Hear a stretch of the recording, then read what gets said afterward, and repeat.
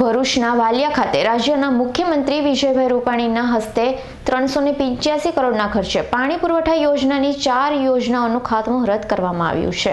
પાણી પુરવઠાની યોજનાઓ થકી ભરૂચ જિલ્લાની 3.45 લાખની વસ્તીને શુદ્ધ પીવાનું પાણી મળી રહે તે માટે નલ સે જલ યોજના થકી રાજ્યના તમામ ઘરોને પીવાનું શુદ્ધ પાણી મળી રહે તેવા ધ્યેય સાથે મુખ્યમંત્રી વિજયભાઈ રૂપાણી આજ રોજ તારીખ 12/12/2020ના રોજ સવારે 10 વાગે ભરૂચ જિલ્લાના વાલિયા ખાતે Sitaram trust nursing college compound ખાતે રૂપિયા 385 કરોડના ખર્ચે પાણી પુરવઠાની 4 જેટલી યોજનાઓનું ખાતમુહૂર્ત કરવામાં આવ્યું હતું, જેનાથી ભરૂચ જિલ્લાની 3.45 લાખની વસ્તીને નળ દ્વારા શુદ્ધ પીવાનું પાણી આગામી સમયમાં પ્રાપ્ત થશે।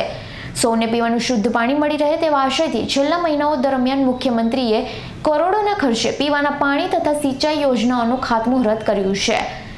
રૂપિયા 284.73 કરોડના ખર્ચે નિર્મિત થનાર નેત્રંગ વાલિયા જૂથ પાણી પુરવઠા યોજના અંતર્ગત નેત્રંગ વાલિયા તાલુકાના 135 ગામો અને 2 શહેરની 2 લાખ વસ્તીને લાભ મળશે।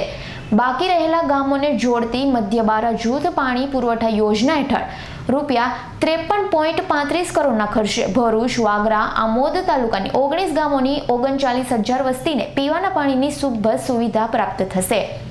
ભરૂચના ઝાડેશ્વર જૂથ પાણી પુરવઠા યોજના હેઠળ રૂપિયા 43.81 કરોડના ખર્ચે ભરૂચ તાલુકાના 4 ગામની 92,000ની વસ્તીને પાણી પુરવઠા હેઠળ આવરી લેવામાં આવશે।